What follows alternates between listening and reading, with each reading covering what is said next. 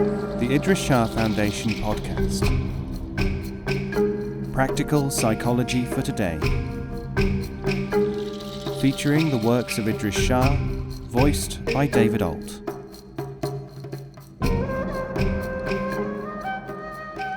Welcome to the Idries Shah Foundation podcast. In this edition of the podcast, we will hear selections from Wisdom of the Idiots by Idries Shah. This audio is made available by the Idries Shah Foundation. The Knife. A wandering dervish ran to where a Sufi sat deep in contemplation and said, "Quick, we must do something. A monkey has just picked up a knife." "Don't worry," said the Sufi, "so long as it was not a man."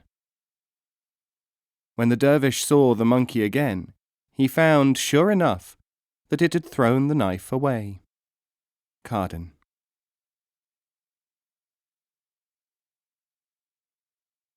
Caravanserai. There was once a man named Mu'in, who was swindled and betrayed in his youth by another man called Halim, an unusually greedy individual. Mu'in said to himself, "One day I shall be in a position to pay this man back. I shall become rich, and his envy will ruin him, especially if I deny him money." But the years passed, and Mu'in did not become rich.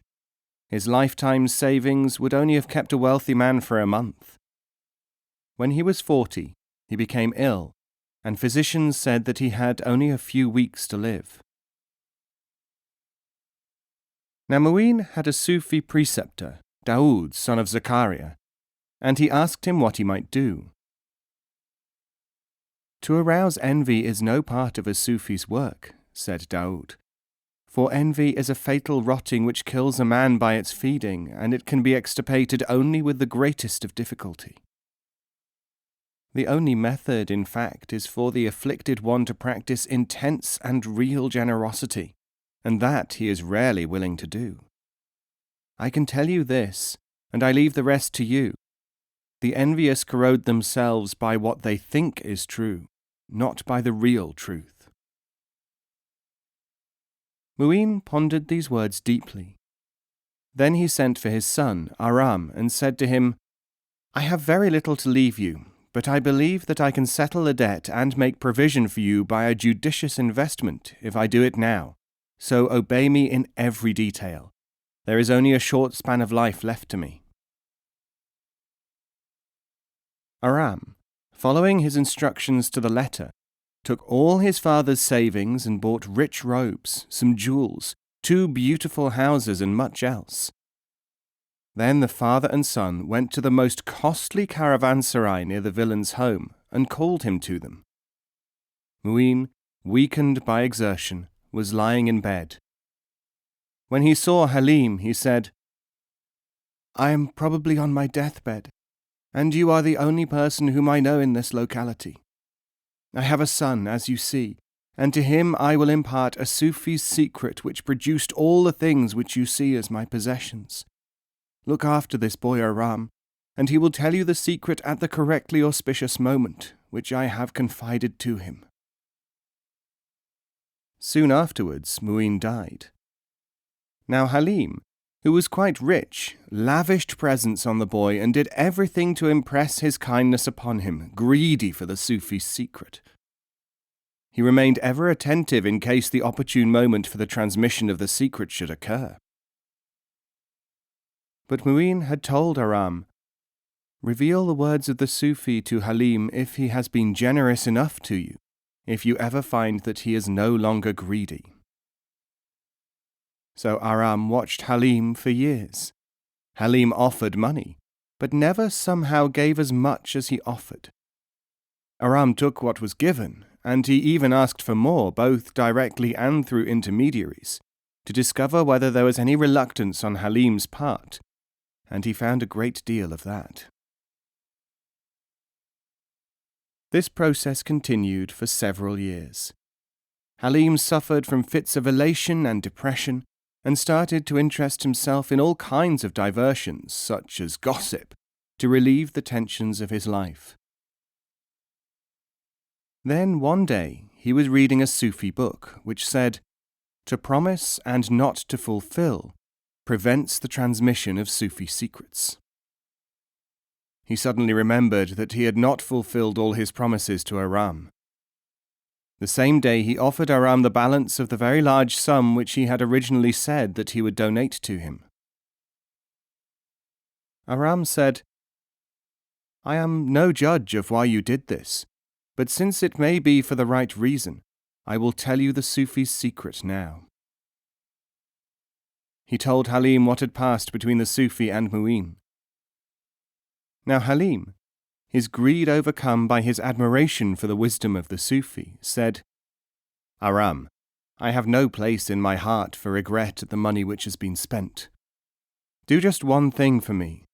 Tell me how to find this Sufi, that I may kiss his feet."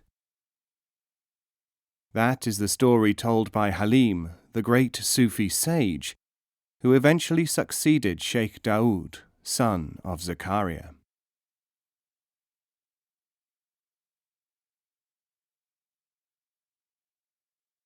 Fantasies.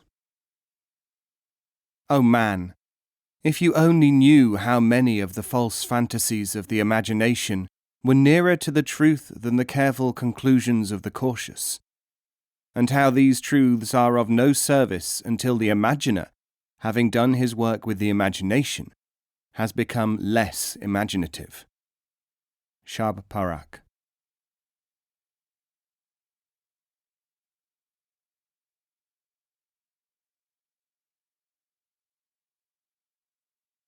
Irrelevance. One of the Sufi sages appointed a deputy to transmit his instructions to disciples. Before long, however, the disciples took it on themselves to regard the deputy not as a channel, but as a man of sanctity and authority. He, in turn, started to imagine that everything he said was significant. Presently, becoming doubtful of some of the results of the deputy's actions, some of the disciples enquired of one another, "Is this man acting in full accord with his mandate?" Some of them regarded such thoughts as treachery and blinded themselves to all abuses. The sage heard the questionings and answered, "Vanity has taken possession of this deputy, but it has been nourished by your own desires to venerate someone." The disciples were crestfallen and asked, "If this can happen to a trusted representative, what might not happen in our case?" The sage told them, "It could not have happened if both parties had not been to blame. If you had been obeying my orders instead of creating your own imitation teacher, not satisfied with instructions and instead seeking idols, this would not have happened. But on the other hand, where those tendencies are present, it not only does happen but must happen. Instead of wondering at what has taken place, you should observe how incapable you are of distinguishing the false from the true, though you are not humble enough not to assume that the false is the true. That is your lesson." They said, "What is to become of him?" He answered, "That is not your concern. It is concerning yourself with the irrelevant which has hindered your development, and now you are still doing it.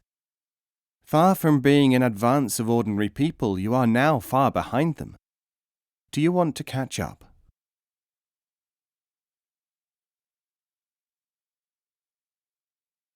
Fidelity.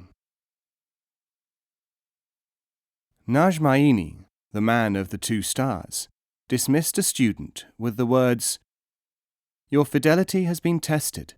I find it so unshakable that you must go." The student said, "Go I shall, but I cannot understand how fidelity can be a ground for dismissal." Najmaini said, "For 3 years we have tested your fidelity. Your fidelity to useless knowledge and superficial judgments is complete. That is why you must go."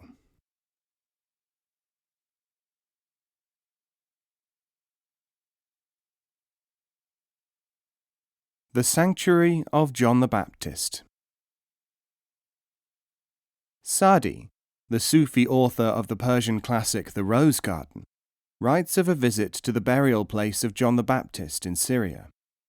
He arrived there one day, exhausted and footsore.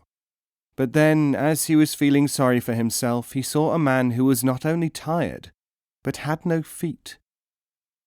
Sa'di gave thanks to God that he at least had feet.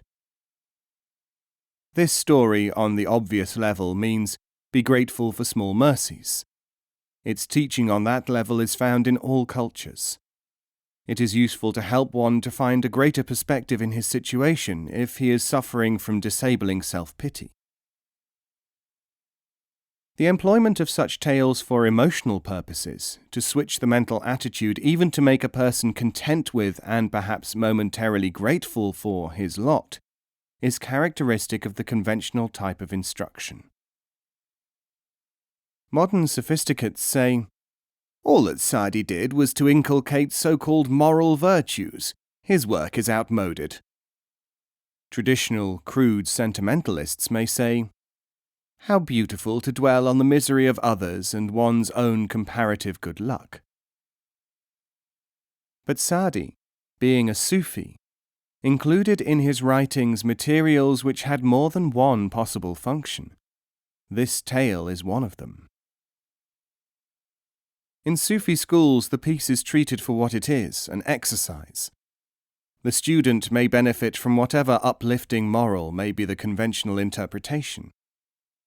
But without introspection, but with self-observation, he should be able to say, I realize that changes in my mood are dependent on emotional stimuli. Do I always have to be dependent upon seeing a man with no feet, or reading about it, before I realize that I have feet? How much of my life is being wasted while I wait for someone to tell me what to do, or something to happen which will change my condition and frame of mind? According to the Sufis, man has better, more reliable inner senses and capacities for educating them than constant emotional stimulus. The object of the Sufi interpretation of this lesson would be nullified if it caused people to start an orgy of self-questioning of an emotional kind. The purpose of pointing out this Sufi usage of the narrative is for it to be registered in the mind, so that the student may in future notice a higher form of assessment of his situation when it begins to operate in him.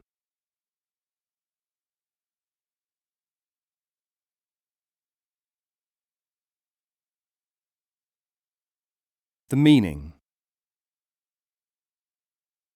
A man who had spent many years trying to puzzle out meanings went to see a Sufi and told him about his search. The Sufi said, go away and ponder this.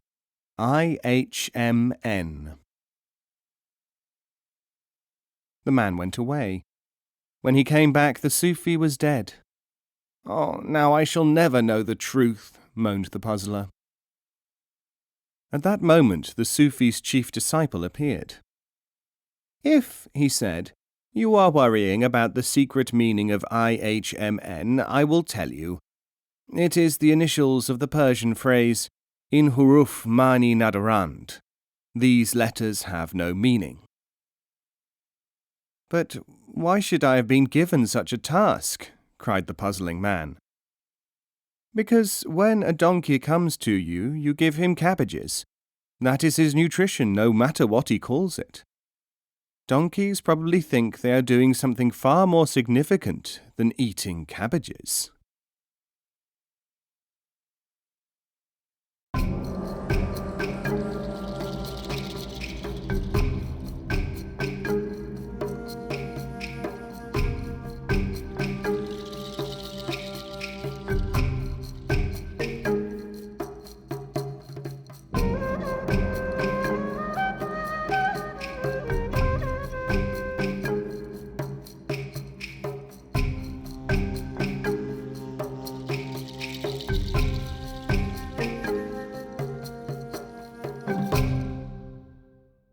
This podcast is copyright 2016, the Idries Shah Foundation.